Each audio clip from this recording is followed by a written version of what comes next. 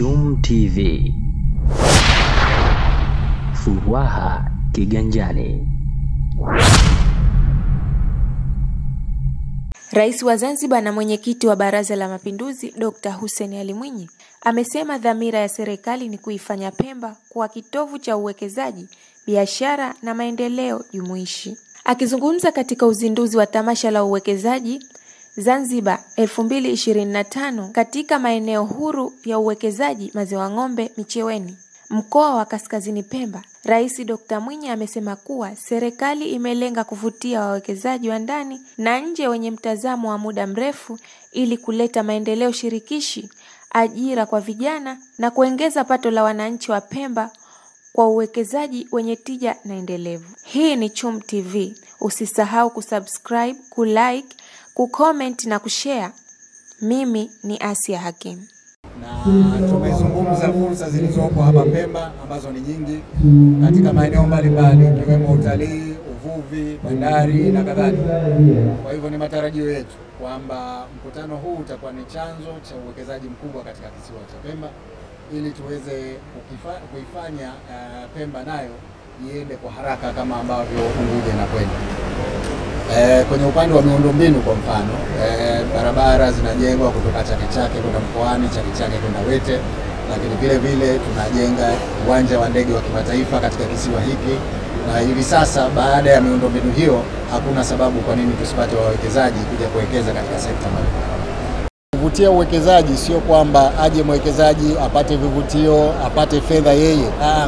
Uwekezaji unataka na wananchi wanufaike kwa ajira, lakini wanufaike kwa vile vile kufanyiwa maendeleo, miradi ya kijamii ile tunayoita corporate social responsibility. Maana yake kwamba kila anayefanya biashara hapa aone umuhimu wa kuwasaidia wananchi katika sekta ya afya, katika sekta ya elimu, katika kuwapa uwezeshaji wananchi kiuchumi na kadhalika. Kwa hiyo tutahakikisha kwamba sheria zetu zinawataka wawekezaji watoe, isiwe hiari tena, iwe ni wajibu wao kuhakikisha kwamba wanatoa fedha za wanazopata kama faida, sehemu fulani ya faida, kuweza kuwasaidia wananchi walioko maeneo ya jirani, lakini kwa upande wa Pemba, kwa Pemba nzima tuseme, kwa sababu tunatarajia kwamba uwekezaji utakuwa kila sehemu hapa Pemba. ZIPA wamezindua mpango mkakati wa mwaka 2025 hadi 2030.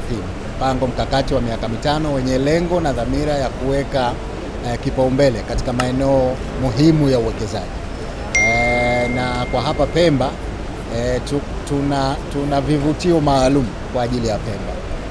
Unaweza ukapata ile tunayoita mwekezaji wa kimkakati, yani strategic investor status kwa fedha ndogo zaidi kuliko Unguja.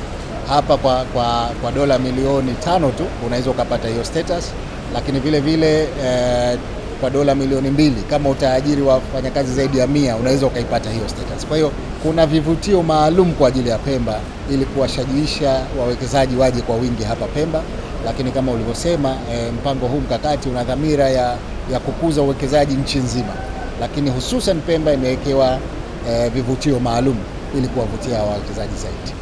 Sheria yetu ni mpya. Hivi karibuni tulifanyia marekebisho, yale maeneo yote yaliyokuwa yanaonekana yana utata tumeyarekebisha. Sasa hivi sheria yetu ni nzuri kabisa, na hii tunayoita kanuni, regulations zilizozinduliwa leo pia zina lengo la kuifanya sheria iweze kutumika vizuri zaidi. Lakini mpango mkakati kitu cha tatu hicho ambacho kwa mara ya kwanza ZIPA wanatoa mpango mkakati wa miaka 5. Haya yote yana lengo la kurahisisha ufanyaji wa biashara, uwekezaji katika nchi yetu, na naamini kabisa kwa sababu yote yameshakaa sawa haya na vivutio ni vizuri sana, na tukifanya makongamano kama haya wawekezaji wengi wanakuja kuhudhuria bila shaka, ikiwemo sasa hivi utoaji wa jarida la ZIPA linaloonyesha fursa za uwekezaji. Sina shaka kabisa kwamba katika muda mfupi ujao tutapata wawekezaji wengi katika nchi yetu, upande wa Unguja na upande wa Pemba, ili waendelee kuwekeza kama tunavyotaka.